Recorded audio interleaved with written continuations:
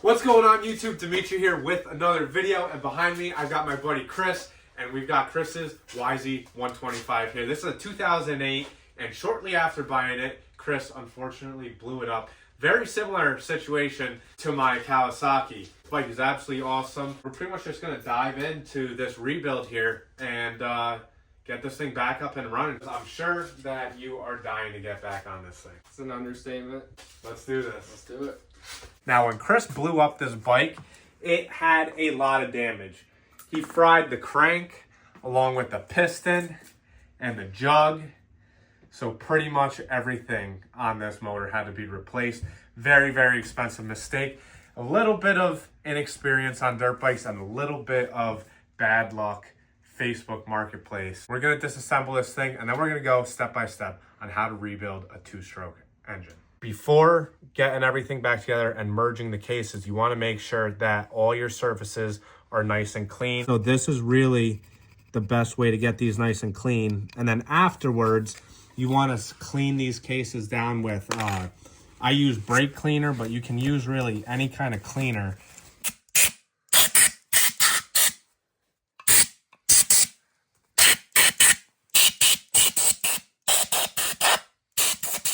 One thing you absolutely want to avoid when cleaning up these cases is using something like a wire wheel or a wire brush. These will damage the cases. You'll end up with leaks and all kinds of headaches. Some assembly lube, and you don't need a ton of it, just a little bit, enough to get around there. As you can see, that bearing is taken care of pretty quick.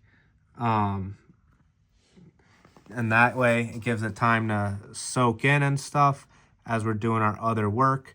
You don't have to go crazy with this stuff. A little bit goes a long way. But yeah, just like that. And then one thing that's important to pre-lubricate is your crank bearing. You do not want to mess with these bearings. If you have an issue in one of these bearings, things can go bad really quick, as Chris knows. Now that we've got everything here lubricated, what we're gonna do is install our transmission. Now, this can be pretty tricky. If you've got your transmission all pulled apart and stuff, you might not know how it goes back together. The best thing you can do is look up the year of your bike, the model of your bike, look it up on motorsport.com, go to the transmission section on your bike. You're gonna shop OEM as if you were going to buy parts for your bike, and it will show you the full schematic of every single part in the of the entire bike, but I'm talking specifically about the transmission here, where it shows you every single piece, every single washer, every single lock washer. There's a million different things that make up the transmission here, and it shows you every single piece in which orientation it goes. But in this case, this is how this transmission belongs. Now, to install it, you're going to want to hold it just like this. You're going to hold it together so that the gears are interlocked, you know, just the way it's going to sit in the motor. And then you're going to tip this into the motor and get it in place. Now, this can be pretty tricky, but if you hold this up and kind of just drop it into place here, and sometimes you got to mess with it a little bit, and just like that. And now our transmission is in. What makes this difficult is that if I put this down, it wants to lift the whole transmission up. So we have to keep it propped up. Just using something like a mallet is enough. And that right there is absolutely perfect. That way our transmission is fully seated. We have the shift drum here, and I'm gonna lubricate this here, and we are going to install this right down here. Now this can be a little bit tricky. We're just gonna tap it into place. There we go, now we're in place. We have these shifter forks that connect to the transmission, to the shifting drum. And now, Chris, come over here. This can be a bit hard to see. These have these little legs on them that connect into the sides of the shift drum here. So you'll kind of, sometimes you have to lift up on the transmission here, kind of wiggle this around, and then you kind of just wiggle the shift drum until it falls into a place, and in that case it's perfect right there. And then there's a pin to hold it all in, so we're going to lubricate this so that way we get nice smooth shifting on this bike. And then we'll push that all the way down and lock it in, and then that side is good. Now the other side here of the transmission has two shifting forks. So we're going to start with the back fork here, and now this can be quite a stretch to get to. So the best way to do this is to just kind of wiggle this thing back there.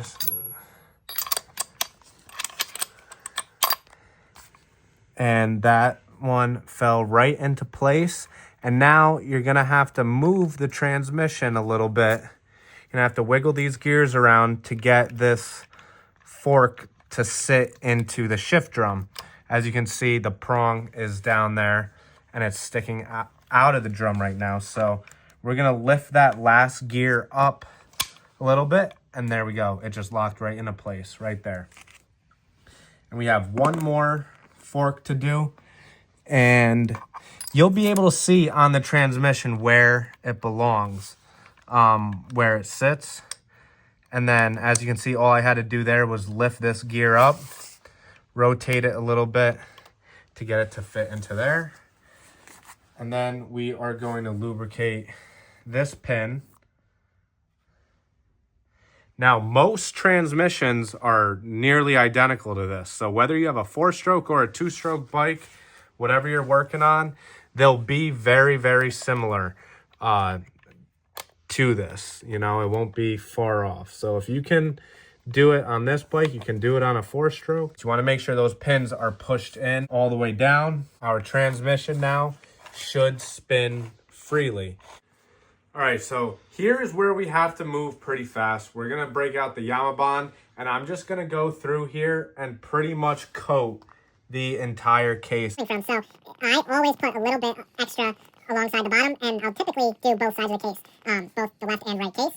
Just alongside the bottom, you know, you really only have to do one side, but I'm just going to take my finger and dap all the way around. Now, another thing to keep in mind is that on a 2-stroke motor, the crank is lubricated through the oil and the gasoline. So the crank, where the entire mechanism is here, is separate from the rest of the motor. Now, because of that, you want to make sure that there is a really good seal between the transmission and the crank. You don't want anything getting from the transmission side to the crank side.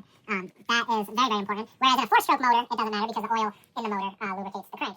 But in this case, we want to make sure that we're getting a nice thick coat all the way around where the crank would be sitting.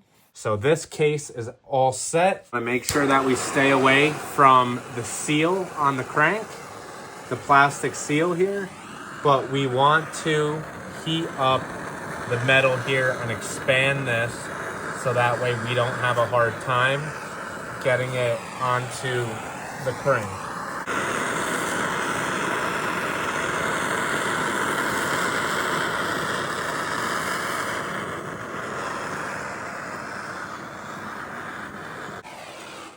Okay, so now that that is all set and this is lubricated, we are going to go ahead and join these two cases.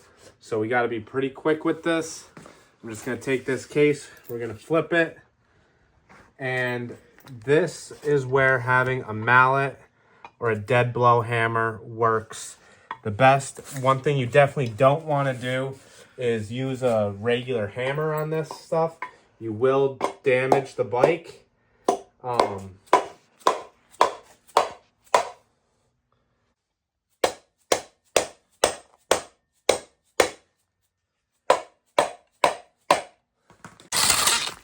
Get these threaded in.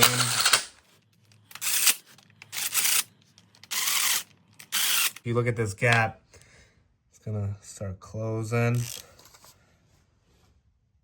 And right there, it just seated.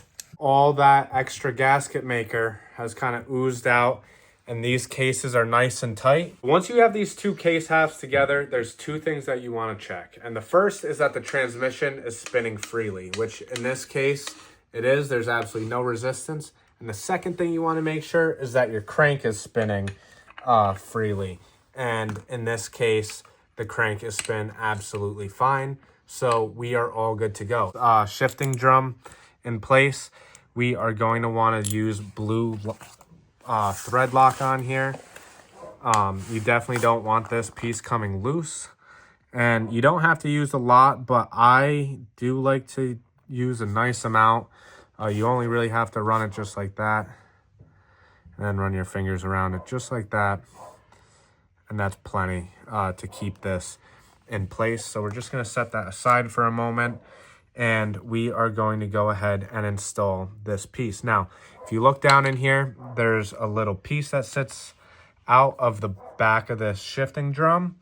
And on here, there's a little notch. And this notch has to sit right on there. So the best way to do this is grab something that you can kind of pry this back with.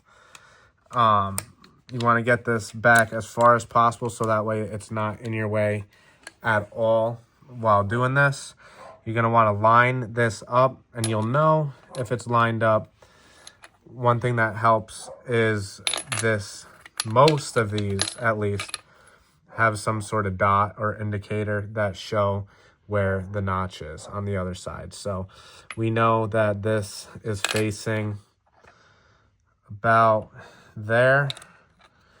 You're going to go ahead and push this in, and if it's locked in place correctly, you should be able to hear the transmission moving gears, which it is. So we are going to go ahead, we're going to take this piece and we are going to thread this in. So we are going to assemble this piece here. It's got these springs that are going to sit right in these grooves. The spring on that side. And then it's got these levers. Now these, some have a notch in the back, some don't. These are non-directional, so it doesn't matter how they sit. They just have to go in. And then you pretty much just have to hold these and compress them with your fingers. Now on the top here, there's a little piece that sits. Now these are pretty much the same for most dirt bikes and quads. So you won't really see anything that isn't like this. So with the orientation of this piece figured out, you're going to put this over top of it. Now this is where it gets a bit tricky. You kind of have to keep this closed, and sometimes the whole thing can kind of fall apart on you. Let's see if we can just get this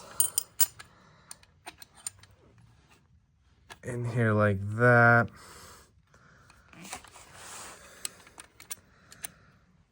Get that in there. Just like that. Perfect. And then we are also going to put blue Loctite on the two bolts that hold this cover on. Right there. And just kind of hand tighten these nice and snug. Just like that. Our shift fork here that we are going to slide through the back here. And as you can see, there's a piece that sticks out here.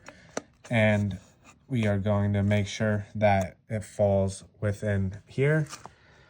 And then if all of this was done properly, it should sit nicely right there. And that allows you to shift the bike. Now, one thing that is really good to reference, like I said earlier, is motorsport.com. If you're looking, if you have any questions on how this bike or your bike in particular is configured, it's really important to go on there and check it all out because it has all the engine schematics that you need in order to do this. So this here is one of these snap rings. Gotta keep an eye on them because they like to fly away if they pop off the snap ring, but just like that, perfect. All right, this here is the kickstart mechanism. Now, a lot of kickstart mechanisms on a lot of different bikes are built a lot of different ways. This one in particular, I haven't messed with it. I haven't really touched it. I took it out just this way. I'm going to put it back the same way it came in. But as you can see, it has this piece that sticks out. This is the stopper. This piece locks in down here, and the stopper stops right here on the case. So as long as that's lined up, pretty much everything is in its proper place. Sometimes you got to mess around with the spring there, but that's locked right in place. And then you're going to grab this spring and pull it all the way around, and it tucks right there into the motor. Now, if this is all done properly, you should be able to turn this and it'll move this gear up to lock into this gear. You can test that by using your kicker, but in this case, I do know that it's properly installed. So that sits nice and snug. Next, guys, is gonna be this gear, and that sits right onto there. And this is gonna be another bolt that we are gonna use our blue Loctite on. Now, depending on the bike that you have, sometimes, actually many times, this bolt will be a reverse thread bolt. So just keep that in mind. In this case, it's not a reverse thread bolt, but many times it can be. Guys, this is one tool that I always use on every single engine build. It's basically a pair of vice grips, and it allows you to lock on the gears. And this way, I can get a nice tight clamp onto the gears to tighten down certain bolts, just like that one. Assembly lube on here, all on the back, inside. Get it all moved around, and then this will pretty much slide right onto here. Now you are gonna have to kind of wiggle this around a bit. Now to make this easier, what we're gonna do is we're actually gonna remove all of our clutch plates. Because chances are, if you're doing this rebuild yourself, you don't have all of this assembled. So you want to make sure that you have this pushed all the way down, which in this case it is. All the gears should line up properly. And then you're going to have another washer here in the middle. And then you've got your the center of the clutch basket right there. And then you will have some sort of specialty washer that sits here. Now these are built to bend. So between builds, sometimes it's a good idea to replace them. In this case though, we don't have to because it's in good shape. And this, you are also going to want to use blue Loctite on because you definitely don't want this coming undone. Even though there is a washer to bend to keep it in place, you never know, crazy things can happen in these motors, and we don't want to take any chances here. And this is another example of where this specialty tool comes into place. We're going to lock it onto the inside of this clutch basket so that we can crank down this center bolt.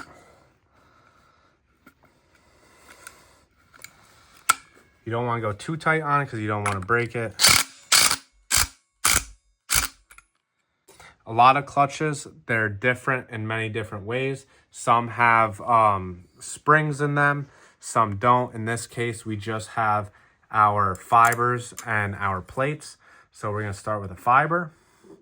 Then we're going to go to a plate, and then fiber and plate, and back and forth. And that it's pretty much that process all the way through until the clutch is fully assembled. Now, a lot of people, they say you gotta keep these oiled, or if it's out of the bike, you gotta soak them in oil. I have never done that. I've never had any kind of issues with any clutches. I think this is absolutely fine, just like this. And plus, once this bike is fully rebuilt, it's gonna have oil in it, and it'll get oiled up pretty quickly. So just keep going. Fiber, then clutch plate, fiber and clutch plate, all the way until you reach the end, which in this case, we have reached the end. The actual clutch mechanism, this is what opens and closes the clutch. This is non-directional. Some of them are directional. This one is non-directional. And put that in, and then this is one of the pieces that we lost that Chris had to order.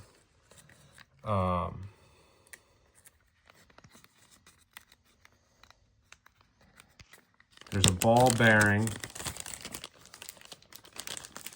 that sits right down in there, just like that. And then we have, put a little bit of assembly lube down in there. And then a little bit of assembly lube on the end of this piece here.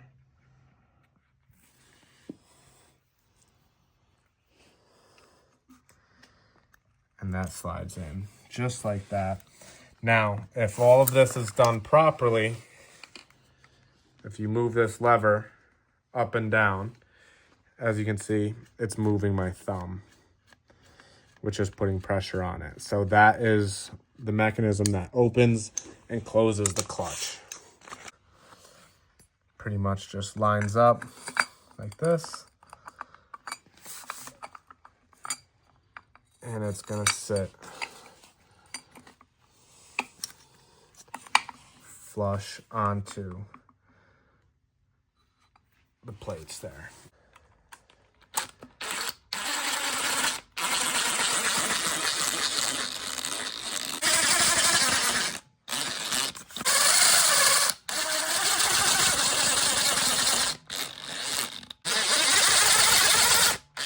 Kind of locks into there and then gets pushed into there just like that. Now that's locked in place properly.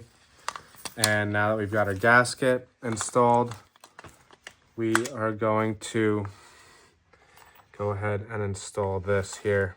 Now this can be a little bit tricky because we have the water pump and the power valve at the same time. But the best thing that you can do here is kind of just wiggle the gears a little bit the best that you can. And you definitely don't want to force anything.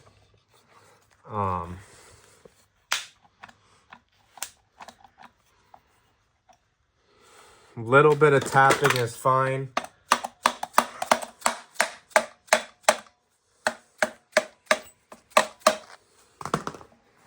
And all the way around, we are locked in. If I spin this clutch, it should move the crank, and it should also move this water pump, which, as you can see, it is moving the water pump. Get them nice and snug. And referring back to earlier, I really like to give the bottom of the motor a little extra attention because that is where all the oil sits. And that is where you'll have your leaks. So I always like to go just a little bit tighter on the very bottom. That'll sit something like that. And if we hold the motor, it should spin the clutch, it should spin the water pump and the crank. Which, as you can see here, everything is moving with ease.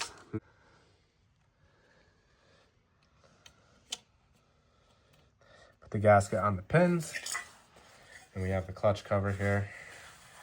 Gonna clean this out.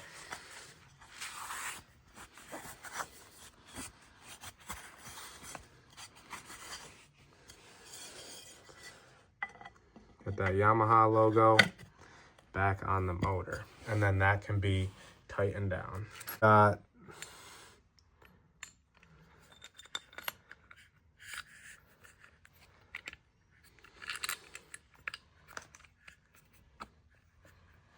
Just like that. Pop it in.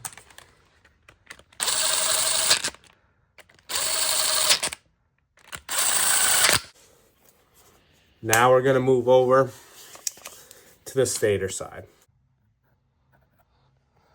Got that all around there.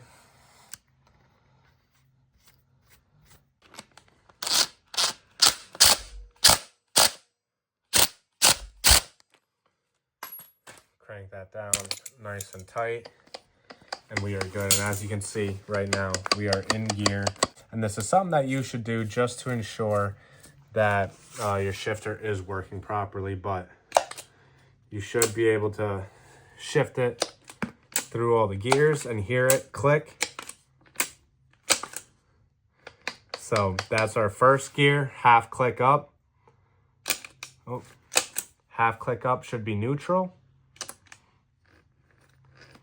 And as you can see, this spins freely. Second gear,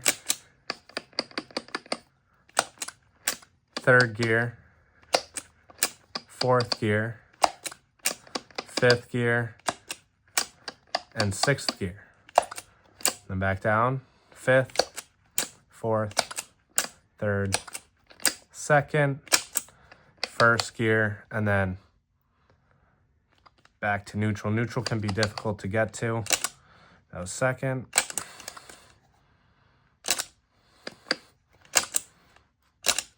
Oh my God. Neutral.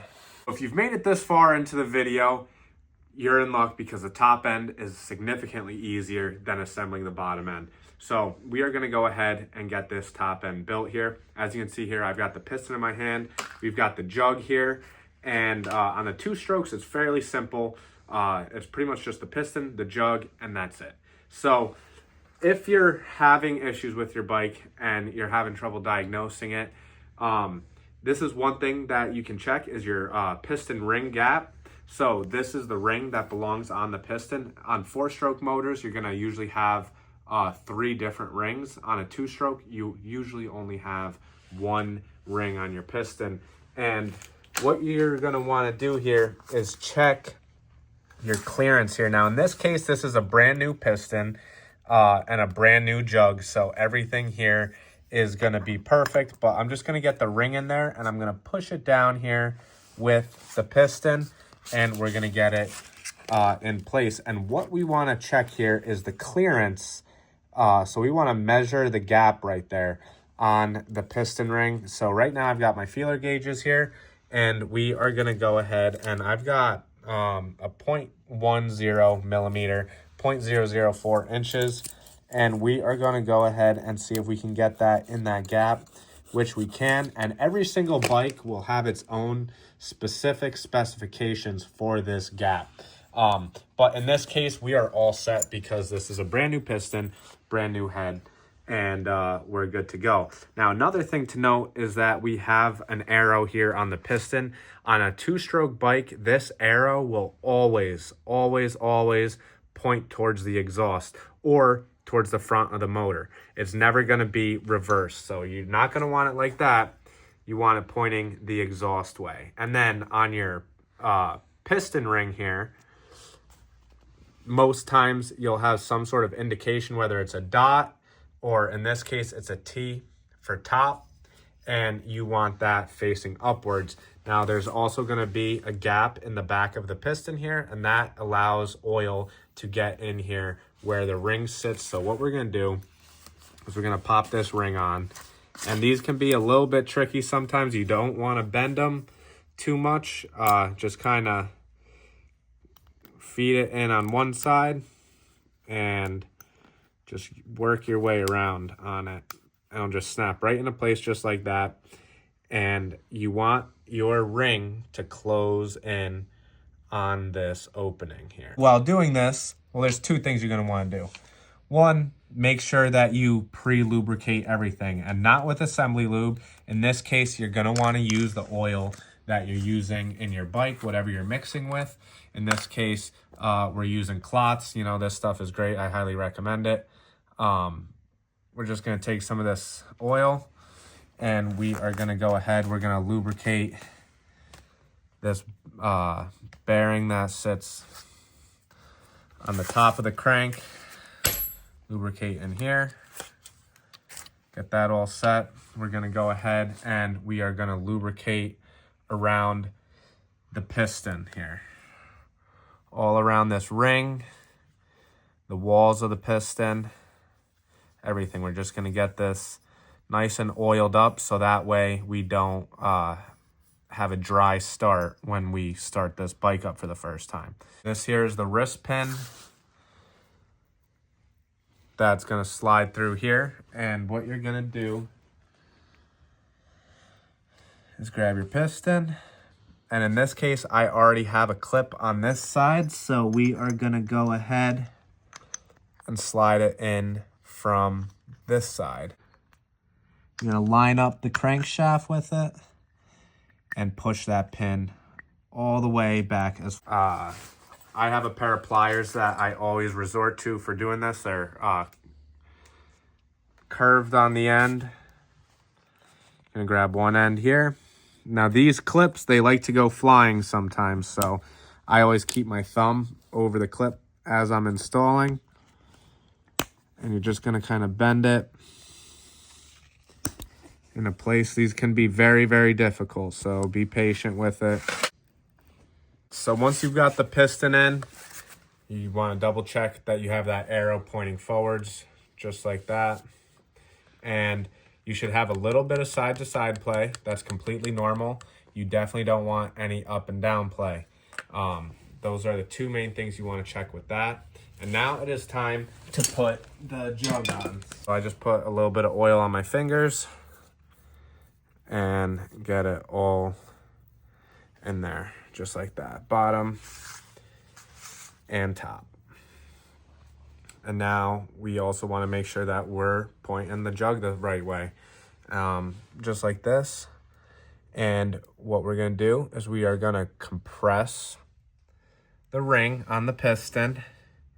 We're going to feed this in. Now, on 4 strokes, this is incredibly difficult to do because there's 3 sets of rings. But on 2-stroke, because there's only 1 ring, it's fairly simple. And then you're just going to slide this right on down, making sure our power valve is out of the way, and just like that.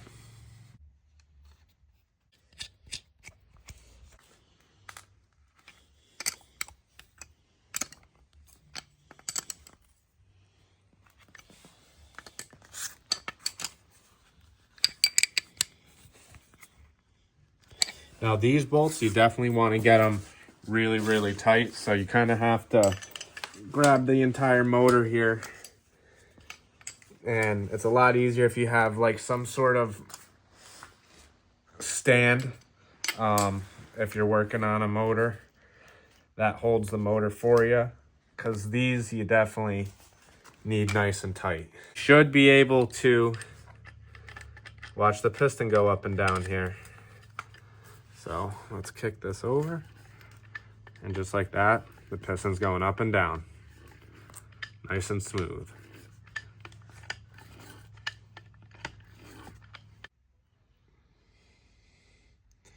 And these kind of just sit right in there. There's an inner one and an outer one, just like that.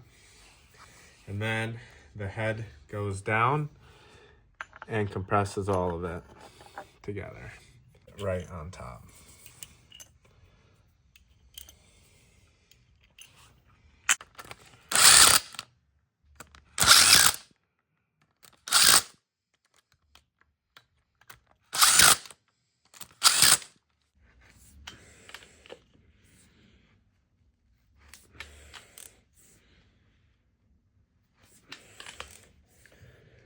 Here we have the power valve, which we are going to go ahead and take care of right now.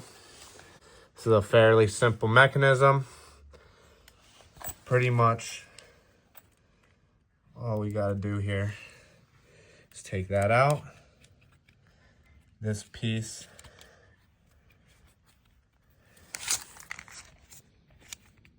now this is spring loaded, so we are going to have to kind of angle that up as we go.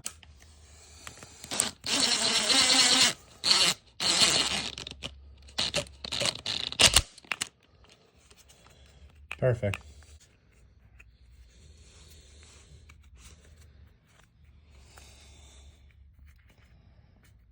Kind of snaps into place, and then we have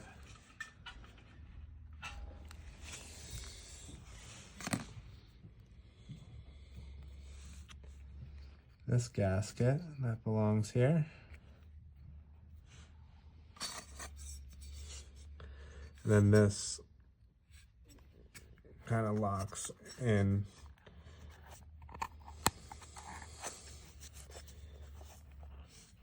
into there, just like that.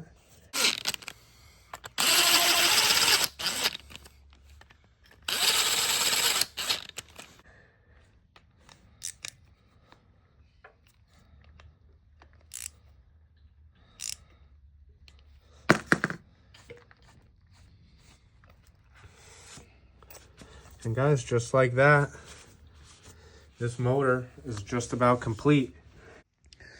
So as we were just about to finish up this build, I noticed one thing here, and as you can see, I took the reeds out of here, and as I was putting this in, you can see here that one of the reeds here is cracked, and that might be the culprit as to why this bike blew up in the first place, or it just could be a result of what happened when the bike blew up. I'm not certain, but that definitely cannot go in, so we are going to have to get new reeds for this bike. Chris and I, we just drove all the way out to Connecticut to get these reeds, and he's actually upgrading. These are the V-Force 4Rs, and we got them at a good price, and now we are on our way back home from Connecticut to go get this bike running, buddy. A little bit of magic, a little bit of smoke up in these lungs, running from the devil with my guitar. Angel on my shoulder got me this far. Had to make it happen. Go and touch the sky or die too young. But I don't take the credit for the good part. Blame it on my mama cause she prayed hard. Hey, I really made it. I'm still thanking the Lord cause we was really out here hating. All we knew was up to score. We was trying to figure it out, but shit, the devil kept us bored. Like, should we go apply for jobs or go hit licks and rob these stores? Still a team, but I was grown, I learned my lessons. Mom and pop tried their best, but I was living young and reckless. Could've made it out in sports, but in them streets was too invested. Took that set for me to get it, and that changed my life forever. It's like I felt I needed a little bit of magic, a little bit of smoke up in these lungs, running from the devil with my guitar. Angel on my shoulder got me this far. Chris, how does it feel, boss? Make it happen. Go and touch the sky or die too young. But I don't take the credit for the good part. Blame it on my mama cause she prayed hard. crazy things change, but it's starting to feel the same. All these money and this unwanted ass fame. But my family looking good, got most of my people out the hood, and plus my kids is more than good. So shit, I really can't complain. We can go back in them stores and buy the stuff we couldn't afford. Cause now I'm headlining these tours, it's like this music shit was for me. I get paid to tell my story, cause my fans truly adore me. I like this lane, I think it's for me. I just know my mama prayed for it. A little bit of magic, a little bit of smoke up in these lungs, running from the devil with my guitar. Angel on my shoulder got me this far. Had to make it happen. Go and touch the sky or die too young. But I don't take the credit for the good part. Blame it on my mama cause she prayed hard. Guys, this thing is running so good. I've never been on a bike that feels this good. This thing's mint. Absolutely mint. Hell yeah. And that's how you build a two-stroke, guys. Thanks for watching.